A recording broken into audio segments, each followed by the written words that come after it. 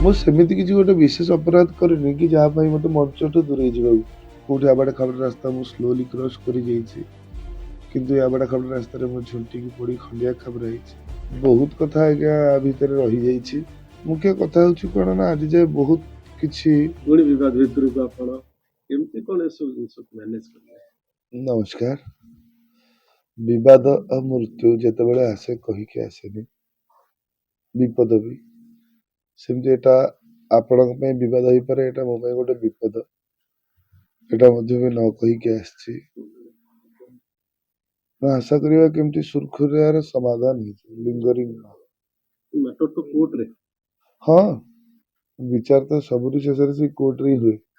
ତେଣୁ ଯେହେତୁ ବାବୁ ଆଇନର ଆଶ୍ରୟ ନେଇଛନ୍ତି ଆଉ ନ୍ୟାୟପାଳିକା ଉପରେ ମୋର ମଧ୍ୟ ଭରସା ଅଛି, ଯାହା ହବ ଠିକ ହବ। ଏବେ ପୁଣି କିଛି ସମାଧାନର ବାଟ ଅଛି ନା ନାଇଁ ଯାହା କୋର୍ଟ କହିବେ? ସମାଧାନର ବାଟ ହଉ କ'ଣ, ଯୋଉଟା ଠିକ ସେଇଟା ହିଁ ବିଚାର ହବ। ଯେହେତୁ ବିଚାରାଳୟର କଥା ଅଛି, ଯୋଉଟା ଠିକ ସେଇଟା ହିଁ ବିଚାର ହବ। ଆପଣ ପାଇଲେଣି, ନୋଟିସ ପାଇଲେଣି ବା କୋର୍ଟରୁ ଯୋଉ ଅର୍ଡର ଆସିଛି ଆପଣଙ୍କୁ? ନାଇଁ, ନୋଟିସ ପାଇନି। ତାହେଲେ କ'ଣ କରିବେ ପୁଣି? ନୋଟିସ ପାଇବା ଯେ ଅପେକ୍ଷା କରିବା। ମଞ୍ଚରେ ରହିବେ? ଗଲାକାଲି ରାତିରେ ତ ମୁଁ ମଞ୍ଚସ୍ଥ କଲି ନାଟକ, କାହିଁକି ନା ମୁଁ ପେପରଟି ପାଇନଥିଲି, ନୋଟିସଟି ପାଇନଥିଲି। ଯଦି ନୋଟିସଟି ମିଳିଯାଏ ତାହେଲେ ଆଉ ଯାତ୍ରା କରିବାଟା ଭୁଲ ହେଇଯିବ। ବହୁତ କଥା ଆଜ୍ଞା ଆ ଭିତରେ ରହିଯାଇଛି। ତେଣୁ ଯାହା ଘଟି ଯାଇଛି, କିଏ କହିଛି, କ'ଣ କହିଛି, ଆଉ ତାକୁ ନ ଧରିକି କେମିତି ଏ ଛୋଟିଆ କଥାର ସମାଧାନଟା ହେଇଗଲେ ବହୁତ ଭଲ ହବ। ମୁଖ୍ୟ କଥା ହେଉଛି କ'ଣ ନା ଆଜି ଯାଏ ବହୁତ କିଛି ମାନେ ପେପର ଆସିକି ସୋସିଆଲ ମିଡିଆରେ ଅଛି, ବିଗତ ଦିନରୁ ନେଇକି ଆଜି ପର୍ଯ୍ୟନ୍ତ ବହୁତ ପେପର ସାର୍ବଜନୀନ ହେଇପାରିଲା, କିନ୍ତୁ ସେ ଏଗ୍ରିମେଣ୍ଟ ପେପରଟି ସାର୍ବଜନୀନ ହେଇପାରିଲାନି। ଯୋଉଟା 2 ବର୍ଷ ପାଇଁ ଚୁକ୍ତି ଥିଲା ସେଇଟା ସାର୍ବଜନୀନ ହେଇପାରୁନି। ଯଦି ଥିବ ତାହେଲେ ଯଦି ଏତେ ସବୁ ଜିନିଷ ସାର୍ବଜନୀନ ହେଇପାରୁଛି, ଆଉ ସେଥିରେ ଆଉ କ'ଣ ଅଛି? ଟିକେ ବିସ୍ତୃତ ଭାବରେ କହିବେ କି ଏଗ୍ରିମେଣ୍ଟ କ'ଣ ଥିଲା, କେତେ ବର୍ଷ ପାଇଁ ଥିଲା ଏବଂ ସେ ଚୁକ୍ତି ଠିକରେ ଆପଣ ପାଳନ କରୁଛନ୍ତି ନା ଖିଲାପ ହେଇଗଲା? ସେ ବିଷୟରେ କହିବାରେ କିଛି ନାହିଁ, କହି ହେଇଥାନ୍ତା, କିନ୍ତୁ ଯେହେତୁ ମାଲିକ ଆଇନର ଆଶ୍ରୟ ନେଇଛନ୍ତି, ତେଣୁ ମୋର ଦୃଢ ବିଶ୍ୱାସ ଆଇନ ଉପରେ ମଧ୍ୟ ଅଛି। ନିହାତି ଧର୍ମର ଜୟ ହବ। କିନ୍ତୁ କ୍ୟାରିୟରରେ ଗୋଟେ ବର୍ତ୍ତମାନ କମା ଲାଗିଯାଇଛି, ହୁଏତ ଫୁଲଷ୍ଟପ୍ ଲାଗିଯାଇପାରେ। ନା, ମୁଁ ସେମିତି କିଛି ଗୋଟେ ବିଶେଷ ଅପରାଧ କରିନି କି ଯାହା ପାଇଁ ମୋତେ ମଞ୍ଚଠୁ ଦୂରେଇ ଯିବାକୁ ପଡେ। ଭୁଲ ମଣିଷ କରନ୍ତି, ସମସ୍ତେ ଭୁଲ କରନ୍ତି। ହଁ, ଭୁଲ ହେଇଛି, ହେଇପାରେ ମୋ ତରଫରୁ ହେଇପାରେ ତାଙ୍କ ତରଫରୁ ହେଇପାରେ, କିନ୍ତୁ ଭୁଲ ହେଇଛି। ତ ଭୁଲଟାକୁ ସମାଧାନ କରାଯିବ, ତା ମାନେ ନୁହେଁ ଯେ ମଞ୍ଚଠୁ ଦୂରେଇ ଯିବ। ଏଇଟା ଭୁଲ ନା ଭୁଲ ବୁଝାମଣା? ଭୁଲ ବୁଝାମଣା ଯାହା ବି ଆମେ କହିପାରିବୁ। ସମାଧାନ ହେଇପାରିବ? ଦୁନିଆରେ ମୁଁ ପଣିଆକୁ ଛାଡ଼ିଦେଲେ ଏମିତି କୋଉ କଥା ନାହିଁ ଯୋଉଟା ସମାଧାନ ହେଇପାରିବ। ଆଜ୍ଞା, ଆଇନଟି ହେଇଛି କେବଳ ଲୋକଙ୍କୁ ବଞ୍ଚେଇବା ପାଇଁ, ଏବଂ ସେ ଆଇନ ଉପରେ ଆପଣଙ୍କର ଯେମିତି ବିଶ୍ୱାସ ଅଛି, ମୋର ମଧ୍ୟ ସେମିତି ବିଶ୍ୱାସ।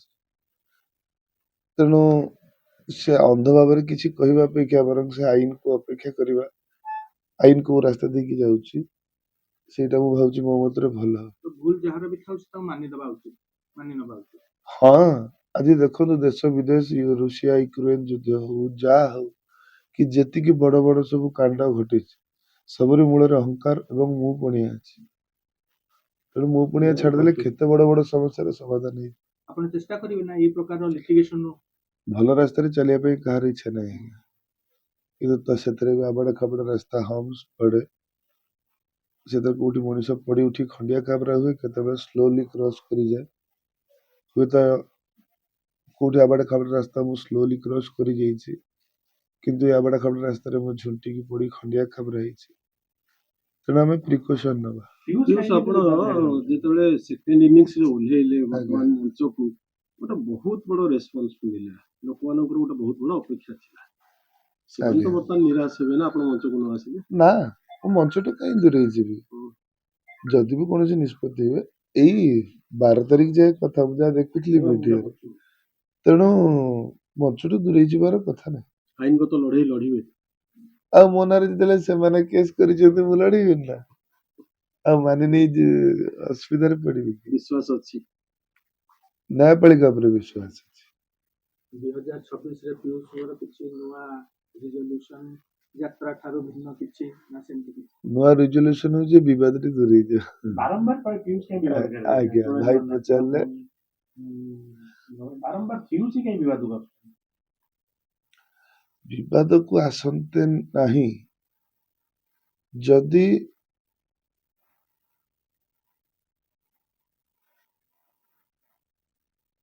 କଣ କହିବି ଆଉ, ଆଗରୁ ଏମିତି ଅନେକ ଘଟଣା ଘଟିଛି କିନ୍ତୁ ଡିଜିଟାଲ ଯୁଗ ନଥିଲା, ଏତେ ମୋବାଇଲ, ଏତେ କ୍ୟାମେରା, ଏତେ ଚ୍ୟାନେଲ ଏସବୁ ନଥିଲା।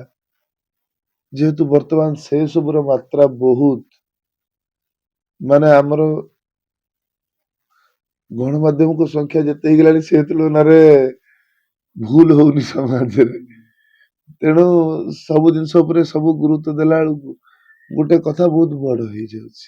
ଆଜ୍ଞା କୋଉ କ୍ଷେତ୍ରରେ ସେ କଥା ସତ, କିନ୍ତୁ ମୋ କ୍ଷେତ୍ରରେ ସେ କଥା ଅପେକ୍ଷା ନିଜର ଭୁଲ କୋଉଠି, ନିଜର ତ୍ରୁଟି କୋଉଠି ଖୋଜିବାଟା ମୁଁ ଭାବେ ଭଲ। କାହିଁ କାହାକୁ ପରକୁ ଦୋଷ ଦେବା, ପ୍ରଥମେ ନିଜେ କୋଉଠି ଭୁଲ କଲୁ, କୋଉଠି ତ୍ରୁଟି ରହିଲା ମୋର, କାହିଁକି ଏତେ ବଡ ଇସ୍ୟୁଟା ହେଲା, ସେଇଟା ବାଛିବାଟା ଭଲ। ତାମାନେ ଏଇ 12 ତାରିଖ ହଉଛି ଟର୍ଣ୍ଣିଂ ପଏଣ୍ଟ। ଯଦି ଉଠିଗଲା ଷ୍ଟେ ତାହେଲେ ପୁଣି ଆପଣ ମଞ୍ଚରେ ଯେମିତି ସେମିତି ନା କଣ? ଆଜ୍ଞା ଆଜ୍ଞା ନହେଲେ ତାପରେ ପିୟୁଷର ଯଦି ଷ୍ଟେ ନ ହଉଥିଲା ତାପରେ ପିୟୁଷର କଣ ରହିବ? ଦେଖିବା ଆଗେ ସେ ନୋଟିସଟି ହାତକୁ ଆସୁ, କଣ ତ୍ରୁଟି ଦର୍ଶାଇଛନ୍ତି, ମୋର କଣ କଣ ଭୁଲ ଅଛି ସେଥିରେ, ଦେଖିଲା ପରେ ଲୟରଙ୍କ ସାଙ୍ଗରେ ଆଲୋଚନା କଲା ପରେ ହିଁ ଜଣା। ଆଜି ମଞ୍ଚକୁ ଯିବେ? ଆଜି ଯଦି ନୋଟିସ ନ ପାଇଲି ଦେଖିବା, ଚିନ୍ତା କରିବା ସେ ସମୟରେ। ନୋଟିସ ନ ପାଇବା ପର୍ଯ୍ୟନ୍ତ ଆପଣ ଅଭିନୟ ଜାରି? ନୋଟିସ ନ ପାଇବା ପର୍ଯ୍ୟନ୍ତ ସେଇଟା ଜେନୁଇନ ନୁହଁ। ଆପଣ ଏପର୍ଯ୍ୟନ୍ତ ନୋଟିସ କିଛି ପାଇନାହାନ୍ତି? ନା, ନୋଟିସ ଏତେ ଶୀଘ୍ର ଆସେନି। ନୋଟିସ ବି ଆସୁ ଆସୁ ବେଳେ ବେଳେ ଡିଲେ ହେଇଯାଏ, କାଲି ନୋଟିସ ନ ଆସିନି। ପାଇଲା ପର୍ଯ୍ୟନ୍ତ ପିୟୁଷ ଏହା କ୍ଲିୟର କରୁଛନ୍ତି ଯେ ସେ ମଞ୍ଚ ଯିବେ ହଁ, ପ୍ରତ୍ୟେକ ଦିନ, ଆଜି ବି ଚଢିବେ ମଞ୍ଚ? ନୋଟିସ ଆସିବନି କେବେ, ଆସିବ। ଆମେ ସବୁ ଜିନିଷ ଖାଲି ମାନେ ବ୍ୟସ୍ତ ହଉଛେ, ସବୁର ଗୋଟେ ପ୍ରୋସେସ ଥାଏ। କାରଣ ସିଏ ତ ଡାଇରେକ୍ଟ ଯିଏ କରିବି ସେ ହାତରେ ଦେବେନି ନା, ତାର ଗୁଡାଏ ପାରାଫନିଆ ଅଛି, ଗୁଡାଏ ମାଧ୍ୟମ ଦେଇ ଆସିବ। ଆସିନି, ଆସିବ କାହିଁ ଆସିବ।